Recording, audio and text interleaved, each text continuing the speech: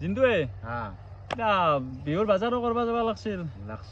বাজাৰ চাজাৰ কৰবা যাবি নাকি যাব পাৰি যাওঁ যে সৰ্থেবাৰীত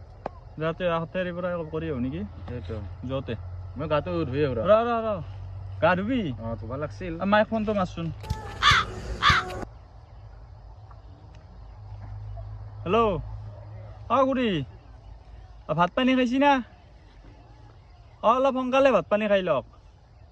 হয় নেকি দক খাই লওক দাদা ফোনটো মাৰচোন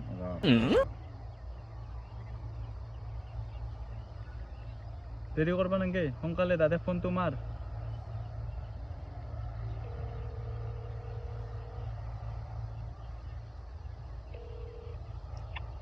হেল্ল' দাদা